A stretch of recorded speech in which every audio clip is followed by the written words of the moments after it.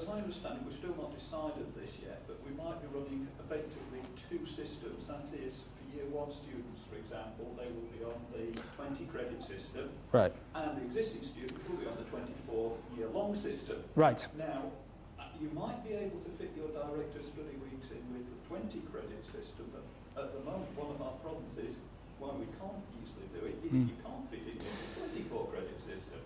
How are we going to marry these two things? I'm not involved in the implementation group of the new academic framework, but that is an issue which I don't know how it's been captured. So on your behalf, Alan, I will raise it with the chair of that group so that it's understood. If you could send me an email just describing the precise details of a problem, then I will definitely forward that. But I'm not involved in the implementation group, so I wouldn't want to speak on their behalf. But there are a number of issues, some of which colleagues will be aware of, and the intention is to take as much mitigating action as possible as to make it as painless as possible. I'll cover later why we are adopting the approach Alan's just described and not just going for a big bang change, but I'll touch on that later. Jenny. Can you email me the educational reasons for semesterisation? Because a few years ago, I'm sure you remember, we changed to year-long for educational reasons.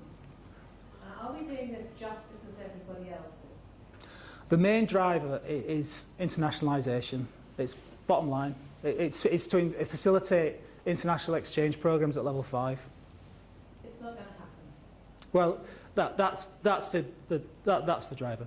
I mean, whether it happens or not is a moot point, but... So it's not for the educational benefit of our particular student cohorts that this is being done? Well, there is an argument, of course, that by providing summative assessments in January, as we will do, which is closer to when the students actually learnt or studied the material, it's got an advantage over year-long delivery. These arguments were exactly reversed about 5 years ago. Yeah. I mean, I know, Jenny, you've been in education a long time, no offence, you're like me, but what goes around comes around. I mean, doubtless we'll go back to year... As a UK university who's now halfway up the league, is that the best we can do? To be honest, semesterisation, when the consultation was undertaken, didn't provoke a negative response. It was generally well received in consultation. Yes, there were exceptions, but the vast majority of colleagues were amenable to it. The vast majority of colleagues are so weary. Well, I guess what I'm saying is there'll never be consensus, but of all the changes, this was the least controversial, or one of the least controversial. Okay.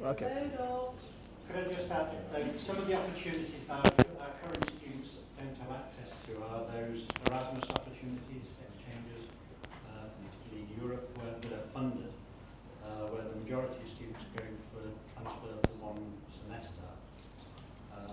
So students will have access to that, will have incoming students.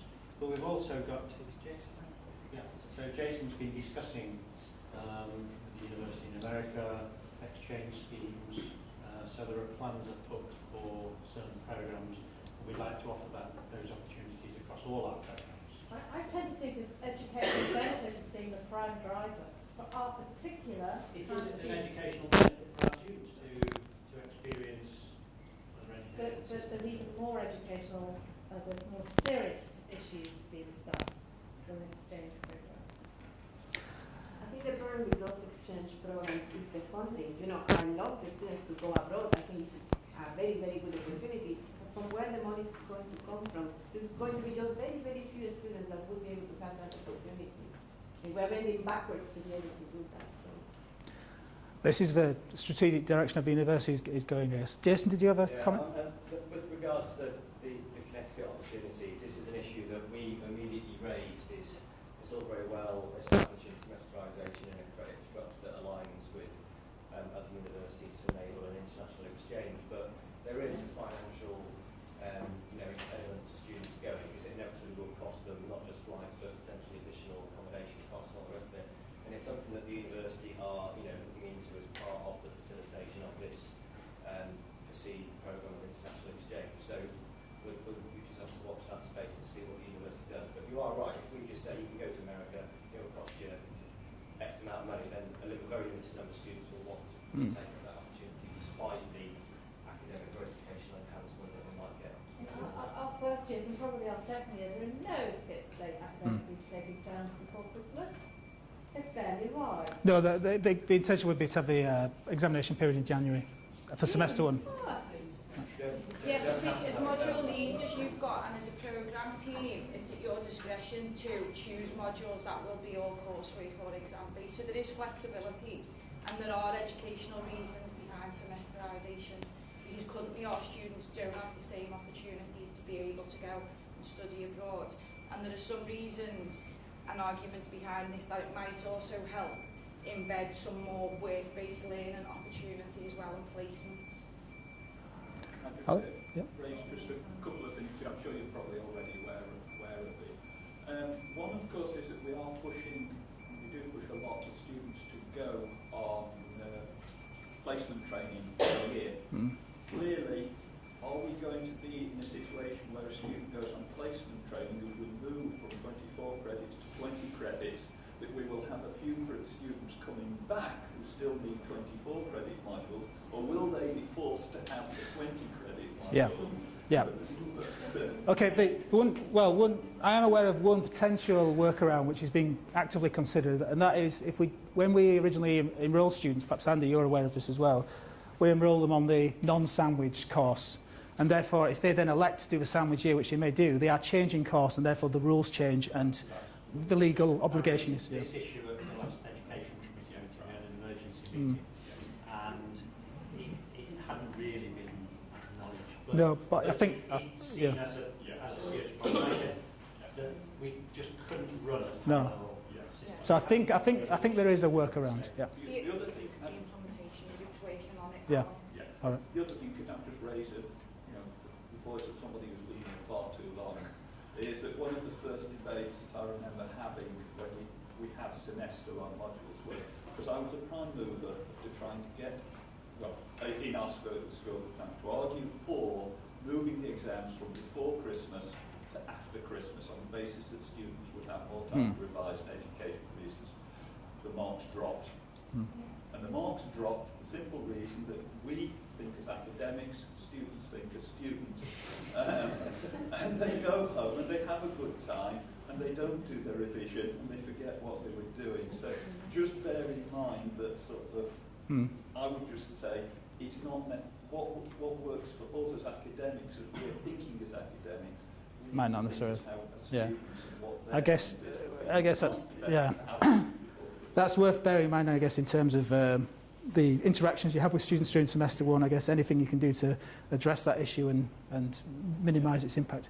David, I'll take the last question on this. Okay, Phil, something you haven't mentioned here, and we were agreeing way back, is the number of modules per programme, maximum of 20 and 7 maximum per... Oh yeah, per level, yeah. Does that remain the same? It does, yeah. For brevity, I reduced it, but the standard model would be, for a year, would be 6 20 credit modules, but there is some flexibility, limited flexibility there. The number of, I think the rules mean that, for example, you really would be limited to just 2 10 credit modules if you decided to reduce down. Yeah, yeah. Okay, But that is there, yeah. 4 options in our final year, we end up with 5 or 6 options that students can take. The final year project module can be 40 credits, so that gives you a little bit more flexibility in terms of what remains, in terms of the number of modules. Okay, that would be a maximum of 2 credits. Well, I think at level 6 that wouldn't apply because the project module is 40 credits. That still gives you 80 credits to play with, and you've only used up 1 module, if you see what I mean. So there's scope there for a bit more flexibility. Phil, my mobile phone is like prehistoric and I cannot do anything on that.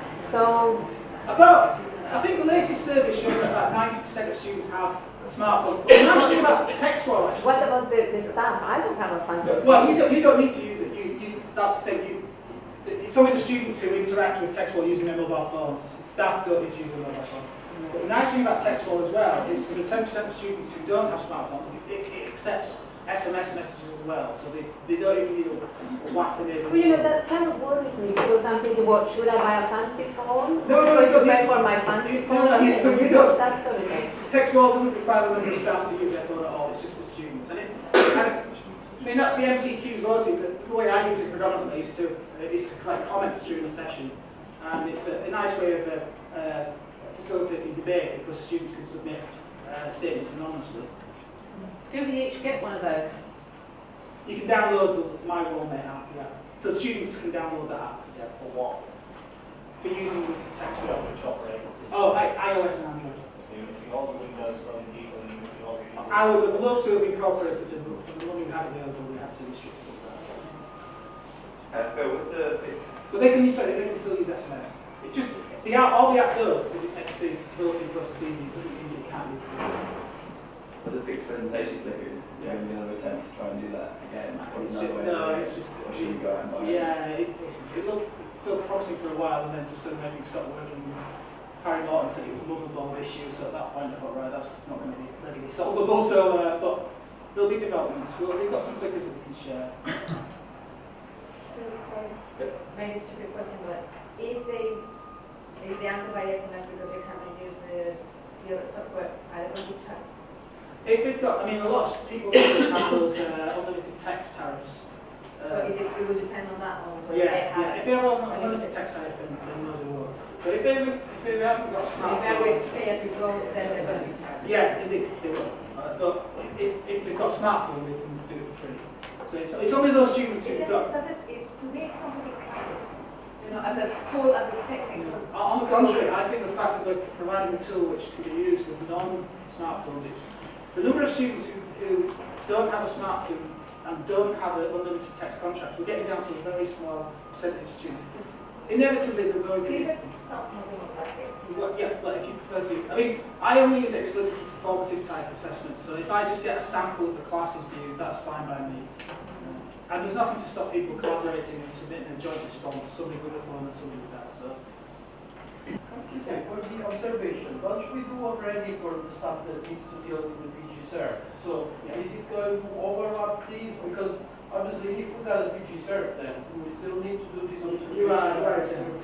You are exempt from the formal teaching observation process.